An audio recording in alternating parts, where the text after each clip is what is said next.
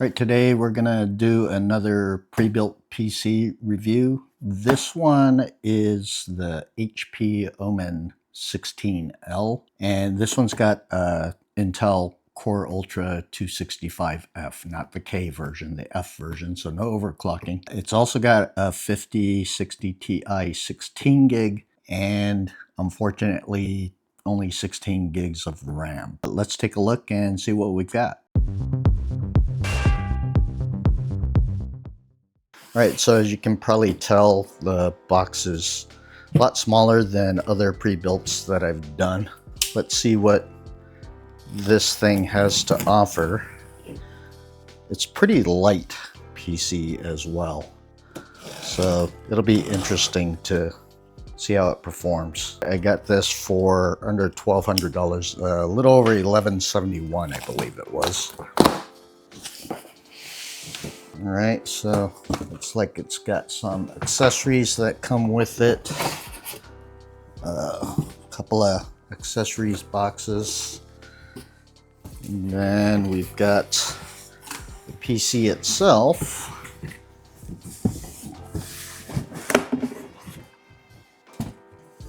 So, pretty dinky little guy. It's almost sub MATX kind of sizing. It's like there's like a little window here. It's pretty dusty in there, but yeah, let's take a look at the accessories real quick. Okay, so looks like it comes with power cable, little white HP wired mouse, pretty flimsy feeling mouse. The cord's pretty long.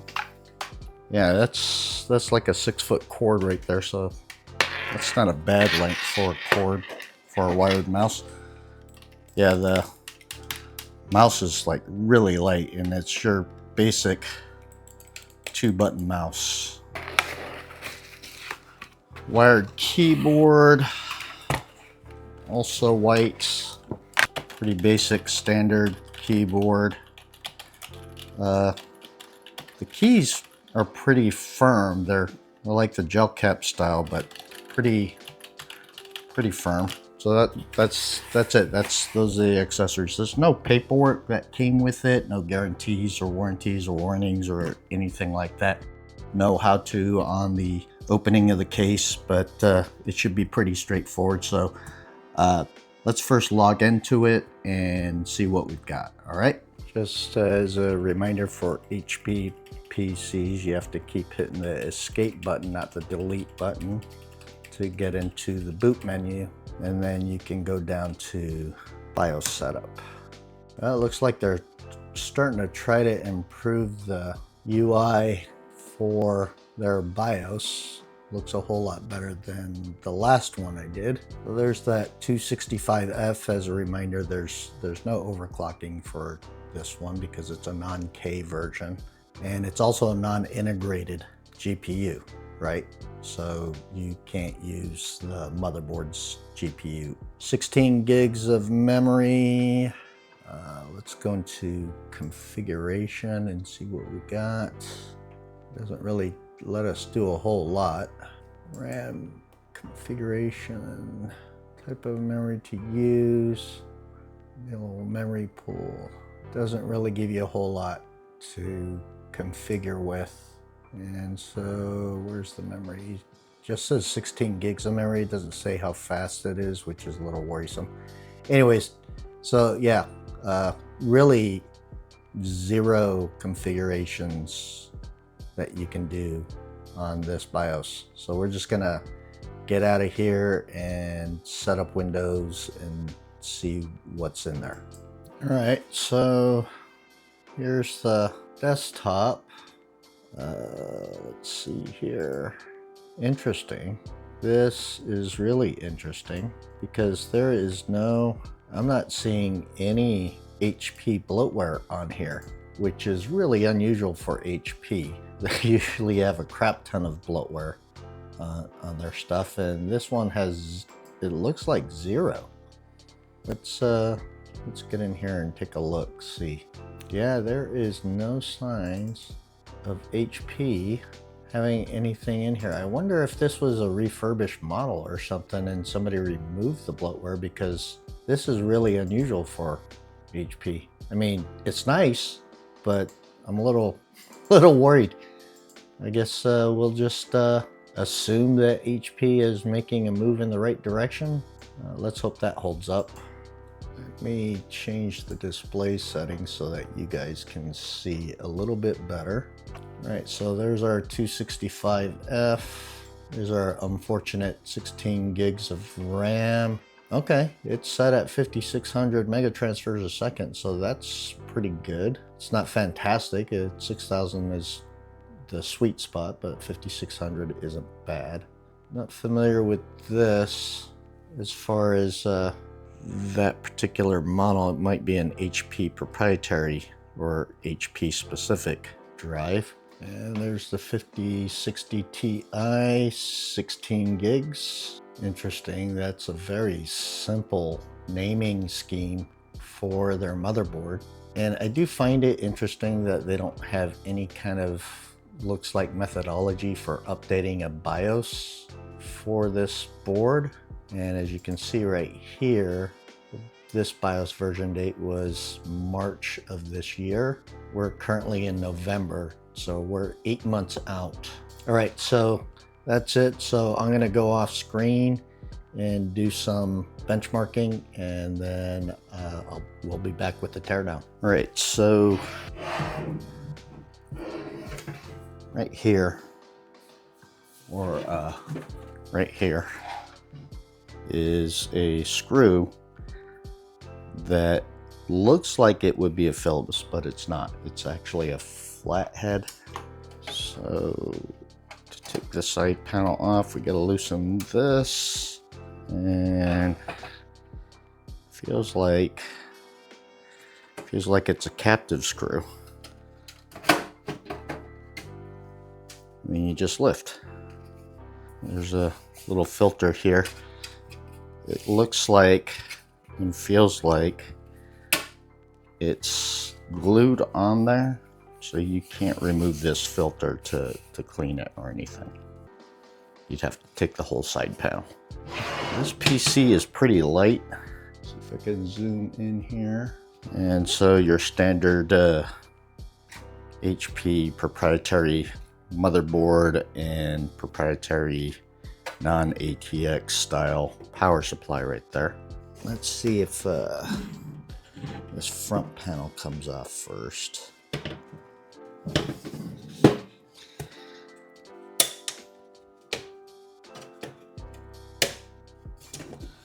And it does.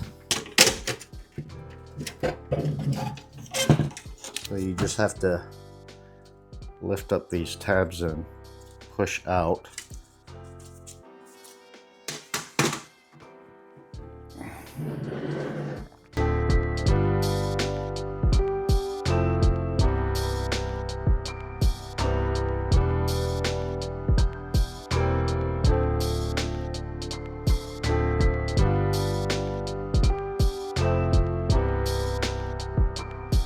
Alright, so looks like you got kind of lift and wiggle and pull and really pain in the ass. It looks like there's like a GPU support bracket right there for this 5060 Ti. And a little hook right there to hook this cable in. Alright.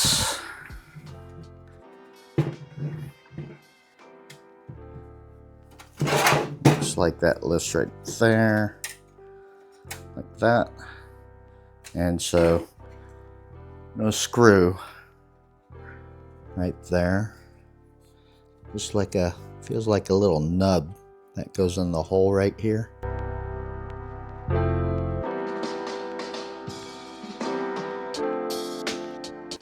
then we got one stick of 16 gig memory from XPG, and a data card. And although it said 5600 megahertz or mega transfers a second, this is a 6000 stick.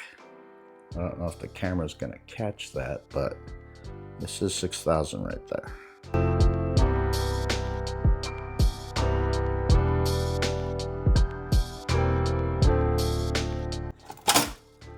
Okay, so this isn't your standard tab thing. It's a little hook thing. So what you do is you push that in, and that releases the card, which is the HP version of the 5060 Ti, 16 gig. All plastic right there. That feels like it's a metal back plate, so that's nice. And that might be a problem. I don't know if you're going to be able to see it, so I might show pictures here. But there's heat pipes for this CPU cooler that sit slightly over the SSD right there. Might need to take the CPU cooler off first.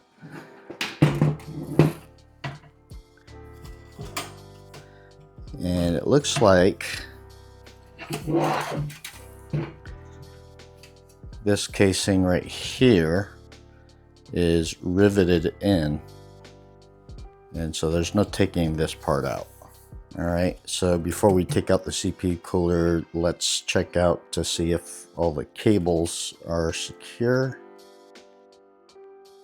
Okay, it seems secure.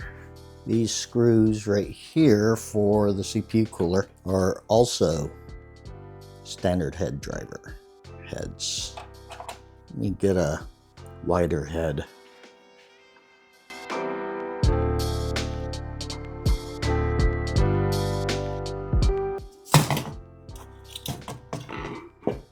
Okay, well, a decent amount of thermal paste on the CPU cooler. A little bit light on the CPU IHS, but a lot of it's coming up off of the CPU cooler, so it looks fine. So let's take the SSD out. Wow, this thing is really hyper in there. And you don't want to strip out the screw, so just be careful if it's this tight. There we go.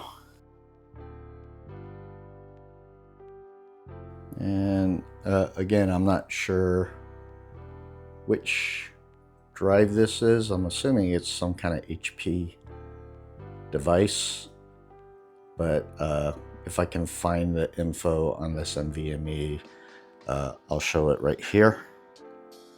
Why don't we take this cooler out, and then we'll check the screws, which are all also standard head screws. That's just weird that all their screws are standard head.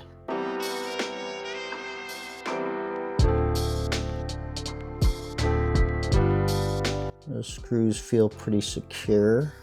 This is almost, I mean, if you took this and you put it this way, the motherboard, it would be almost the same size as an RTX board. And so then, yeah. And also here, right here, that looks like it's going to be a LAN card, I'm assuming, for the Ethernet and the Bluetooth, because if I recall correctly, and I'll correct myself later in the video, but I don't think this PC came with Wi-Fi. And so if you wanted Wi-Fi, you're gonna have to get a Wi-Fi card right there, but the GPU would cover that, so you can't really even put a Wi-Fi card there. You'd have to get like a Wi-Fi dongle if you wanted it, or get another PC that has Wi-Fi on it.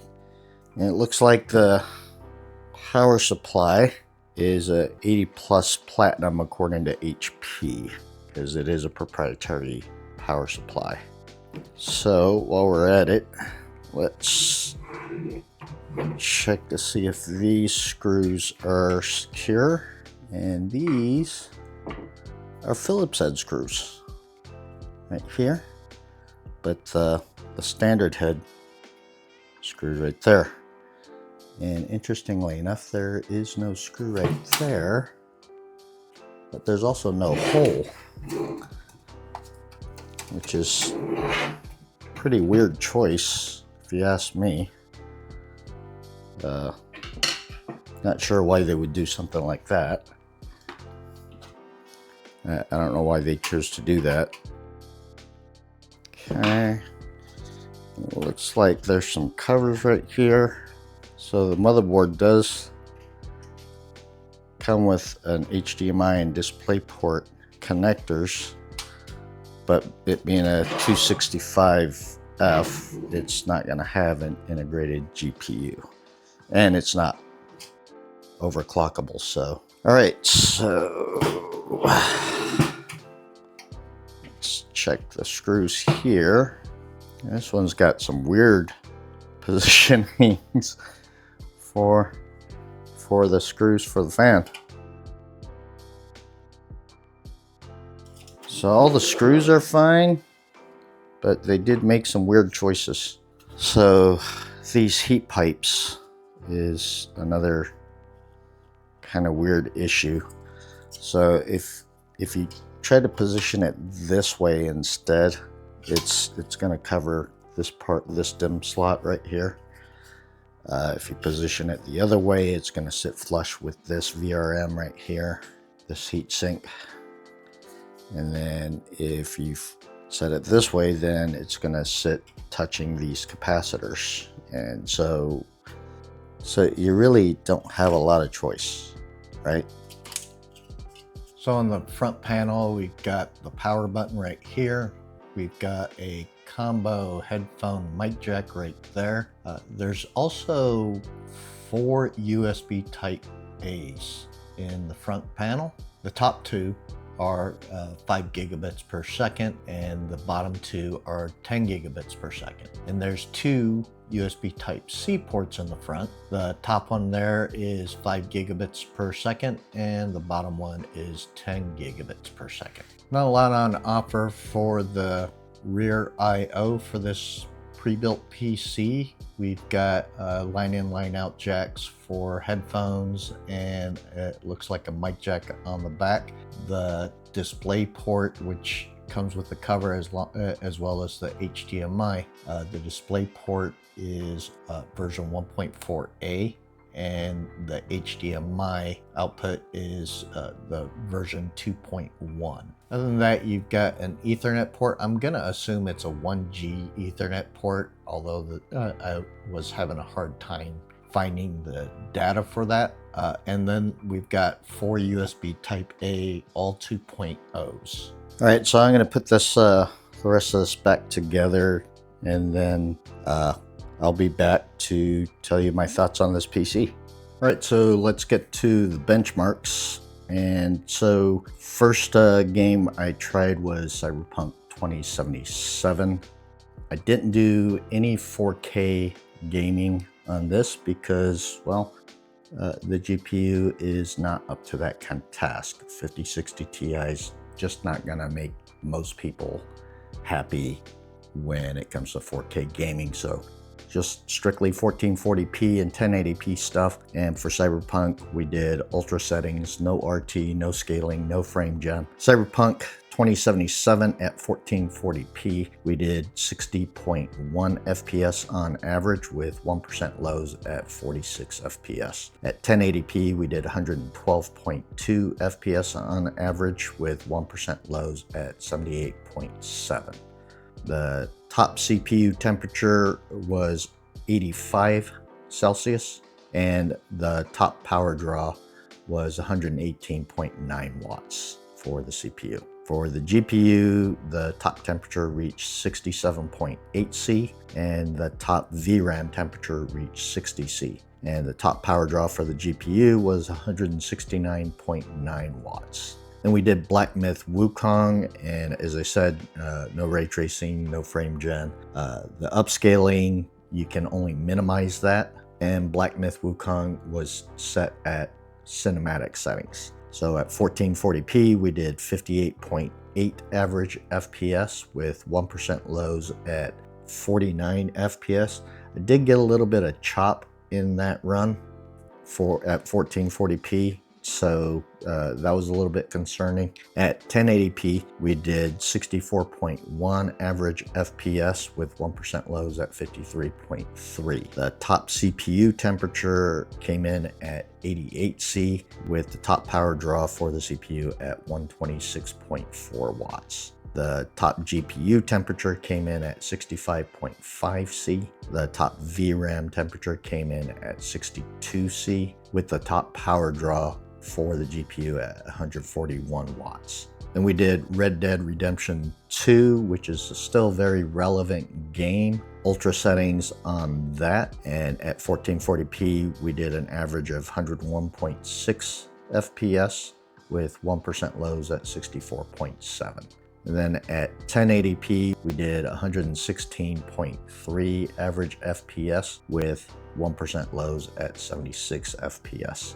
The top CPU temperature for that run came in at 84C with a top power draw of 94.5 watts. The top GPU temperature came in at 67.3C with the top VRAM temperature coming in at 64C, and the top GPU power draw for that was 155 watts. Then we did Steel Nomad at 1440p, and that came in at 76.6 average FPS with 1% lows at 67.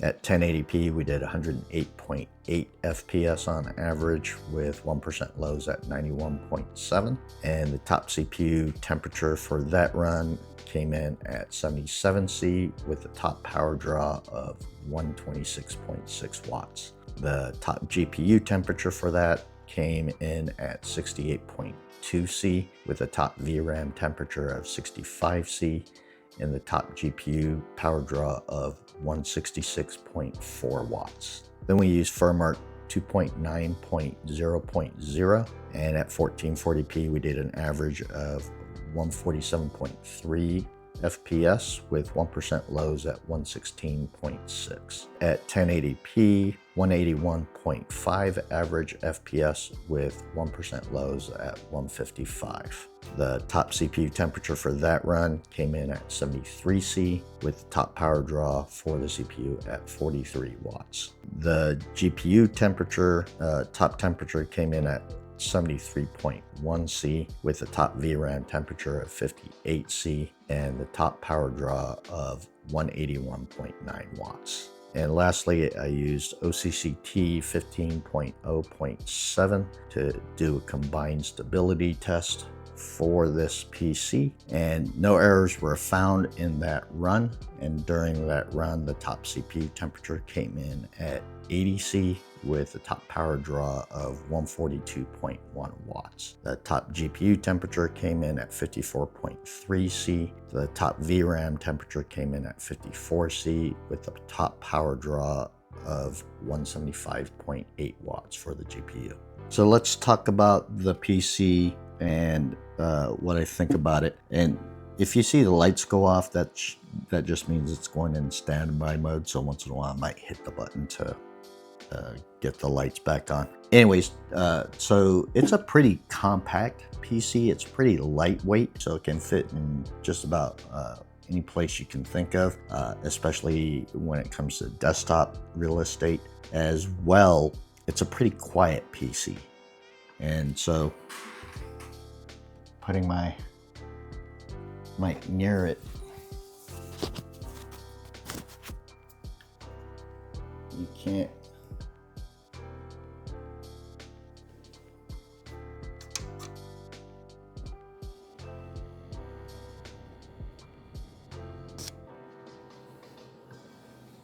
so yeah, pretty quiet, right?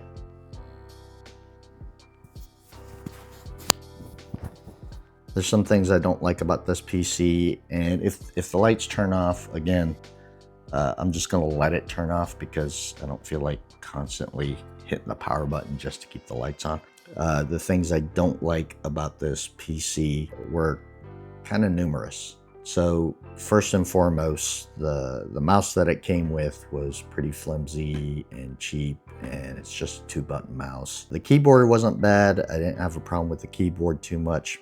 The power cable that it came with, the prongs on it were bent, and I'll show you pictures right here. And it also had an odd shape for the PC side connector, and I assume so it can sit flush against the back of the PC, but I'm not sure what good that will do, and I'll talk about a little bit more about that here later. Going to the BIOS version was from March of this year. The latest BIOS version is from September this year, so 6 months later.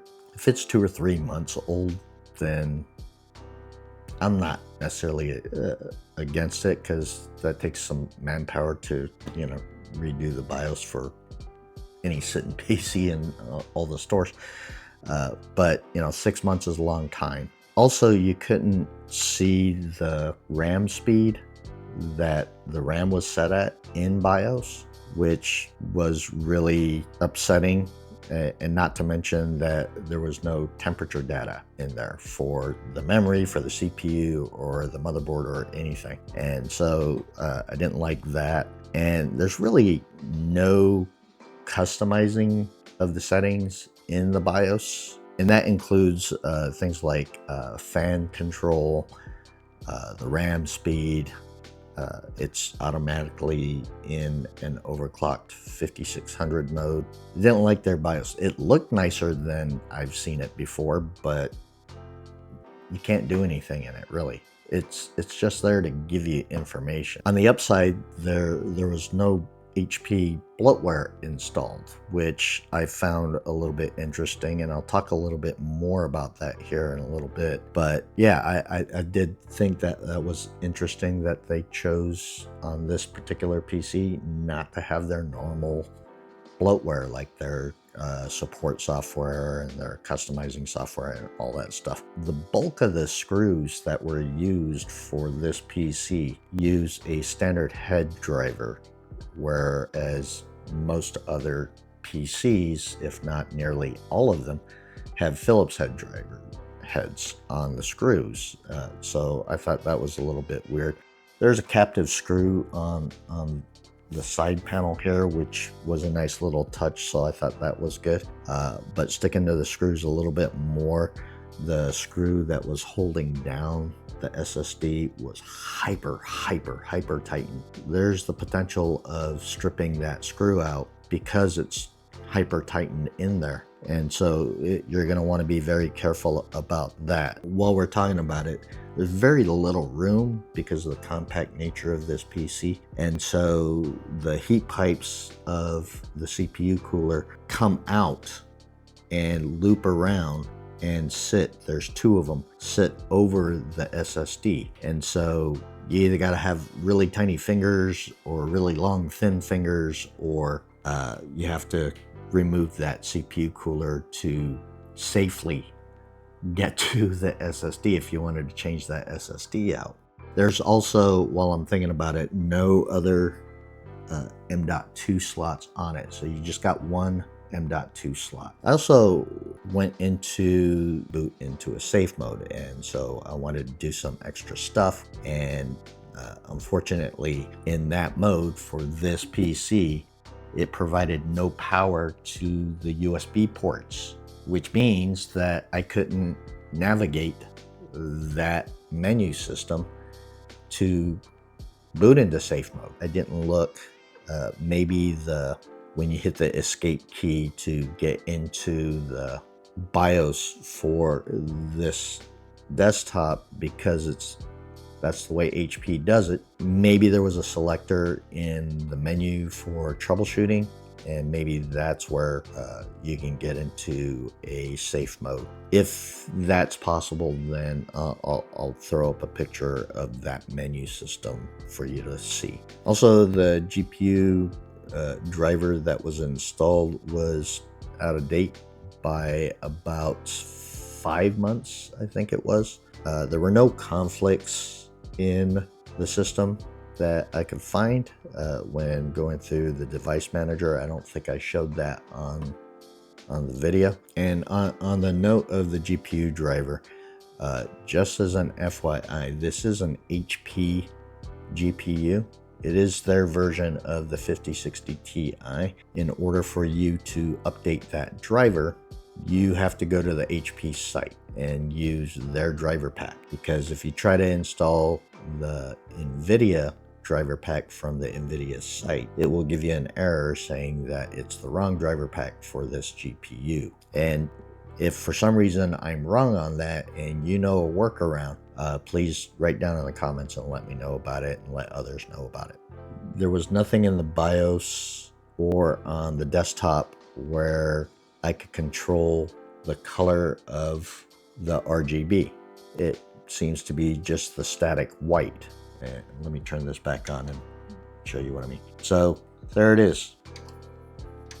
And you know, sometimes it's the power button, but that's not it.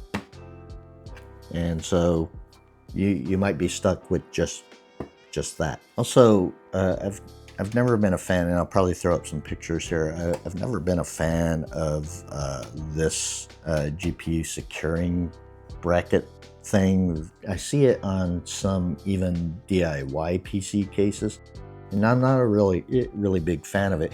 It extends the working length or depth, whatever. It extends it by that much, right? And so I'm not a big fan of that, especially since most PC case dimensions are based on from the front to the back, but probably doesn't include that GPU bracket. And honestly, I'm not sure that it helps any as far as, you know, supporting the GPU. In my opinion, it probably doesn't. If it does, it's very minimal. And so I don't see a reason for it. Circling back to the power cord, it being flush, this bracket right here kind of defeats the purpose of that power cord being flush, right? So yeah, I don't understand that. And anyways, so yeah, that's pretty much my overall thoughts about this PC and the things that I found. And as I said before, I bought it for a little over $1171 before tax. I don't think it's worth that much. I did try to build a similar PC, a DIY PC, and it came in slightly above it. I think it was like $50 to $60 above this price, and that was with the best price stuff before all the problems with the RAM.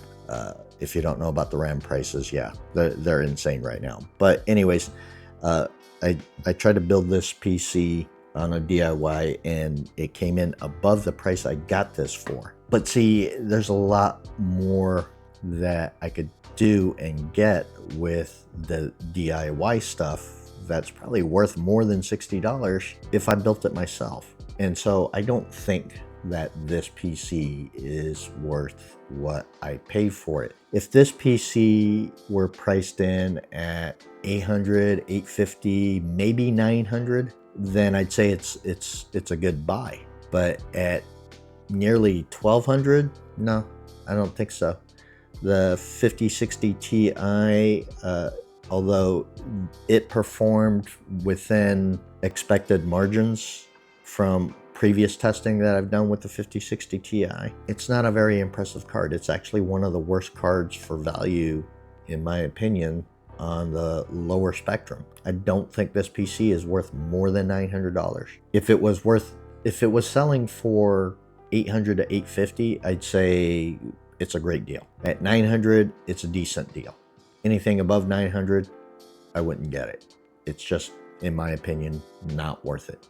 Anyways, take that for what you will. If you have any thoughts about this PC or pre-builds that you're looking at, then feel free to write down in the comments and let me know what you think. And if you like the information that I provided, please hit that like and subscribe. It does help out the channel a ton. And in the meantime, thanks for joining me, and I hope to see you in the next one.